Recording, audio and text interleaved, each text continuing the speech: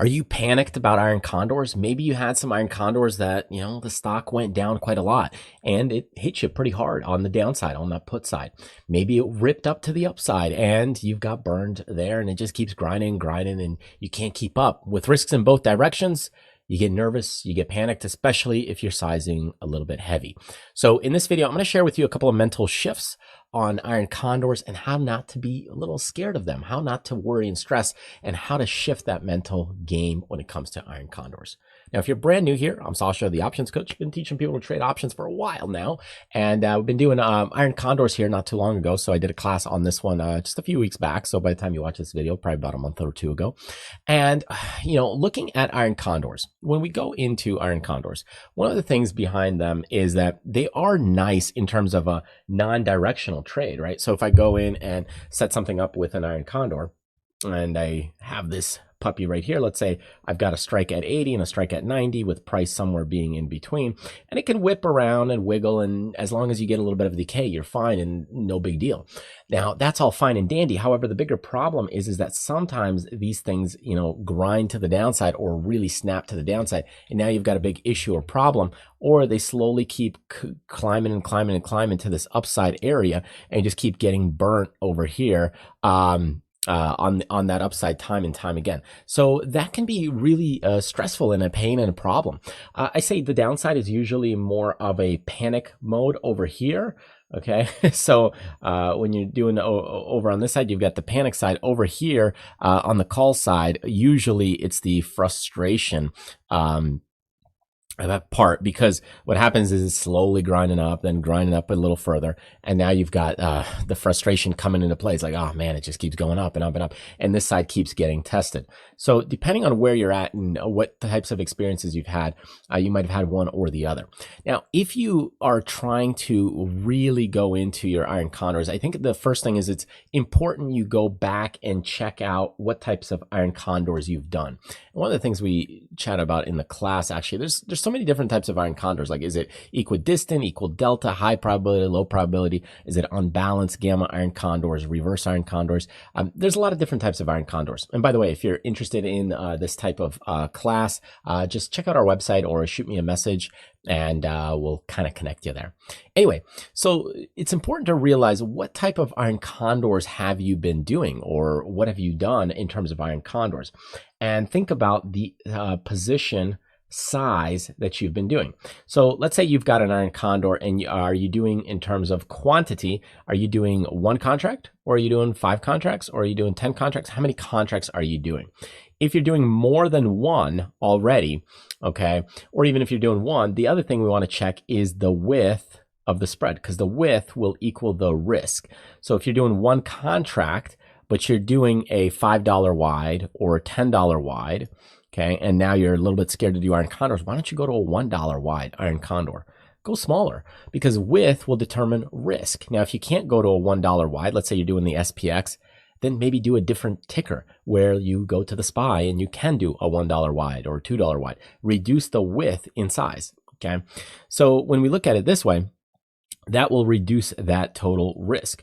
The other thing that we can do is that if we go in and look at it, we could also go in and do, instead of days, look at the days you've been doing. Are you doing 10 days? If you've been doing 10 days, why don't we take that 10 and go to a 20 or 40-day iron condor? Now, more time will also alleviate some pressure or fear. So this is kind of a couple of issues that you want to watch, is that if you've had some problems, start with kind of the quantity, reduce that in size, then also reduce the width, the risk. So go from a $5 wide to a $1 wide, and increase the days or time. Yes, that means it's a little slower, but this will alleviate some pressure. And the other thing is that when we look at the mental shift, once we do all of these are action steps, but once we do some of these things, the biggest thing I want you to think about is if you can now reduce these things and then shift your mindset to thinking about the iron condor as a full max loss, imagine the potential. Because what if you were able to take the full max loss of that iron condor? You basically be fearless, because that's the worst it can get on an iron condor. So if we go and look at this trade strategy or construction, and I'll just pull up this panel over here. Let's say we're building an iron condor, and I'm going to go with the SPY just because it's easier to kind of flip back and forth. Let's say we're starting out with a 5-day iron condor. Well, at the beginning, we might say, okay, well, I'm going to do a $5 wide. So let's go to a 180 and 175. Okay, and then we will do the other side. I'll go with a 600 and a 605. Okay, so that builds me an iron condor. Now, this might seem not too bad in theory as we're starting out this structure. But here's the issue with an iron condor like this is that we've got a $5 wide. That $5 wide creates more risk. Now, $379, to some people might seem like a lot. Other people might seem not a lot at all in terms of investment accounts. But the point is that you're trying to make $122 on $378 worth of investment or risk. Now, if you bump that up to 20 contracts, yeah, that's $7,500 or so. So what we can do is, this is how a lot of people trade iron condors, is rather than doing something big like this on this position, we can reduce the size first in terms of our contract number and go to 5. Okay, and that all of a sudden reduces to $1,900 worth of risk. The other thing is that here we've got a $5 wide. Well, what if we go in and go to even just, a $1 wide? Okay, so if I go to a 601, and I take this from a 580 and I go to, what do we need to go? 576. So I'll go to 576. Yes, I'm not making a lot, 26 bucks a pop, but now my risk is only 370. And that's on 5 contracts. Now we go to 1 contract, buddy, and what we've got is $74 of risk. And $74 of risk to make 26, again, doesn't sound like a lot, but what if I am able to handle the full max loss? And mentally now, if I shift to that way, this thing can't hurt me that bad at all. Now, compared to, $1,800, $2,000, $7,000, it's not that bad. I could even spread that out to possibly another expiration. Now here you might have to be careful because not every expiration has dollar widths, but let's say I spread a little bit further. This one right here has got some dollar widths, but I could go in and see, maybe we can spread it further.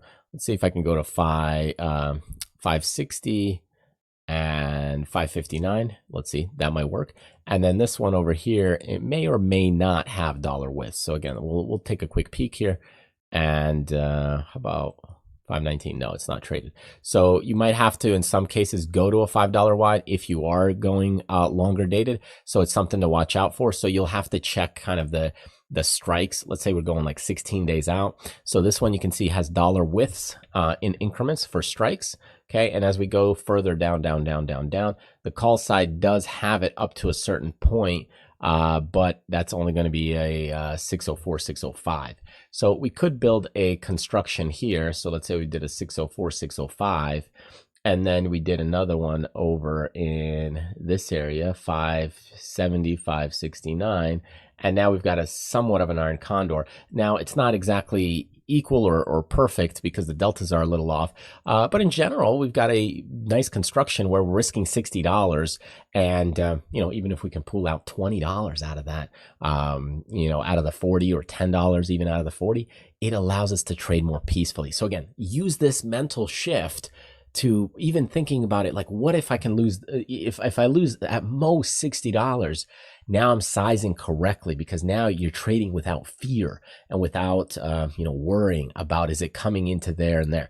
Yeah, you're not going to make a lot of money, but you're going to work on that fear inside of you and kind of knock it out of there. So anyways, that's what we want to do, and we want to think about, and start out with reducing quantity, reduce the width, increase the days.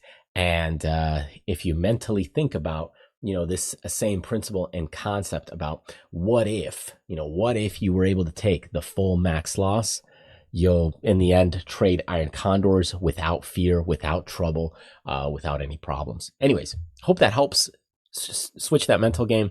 And if you're curious and interested about this class or even some of the other classes we've been doing, just check out our website, reach out to me. You can book a free call, send me a text, whatever you like, and we'll connect you. Anyways, thanks for joining me, and I'll see you on the next one. Take care.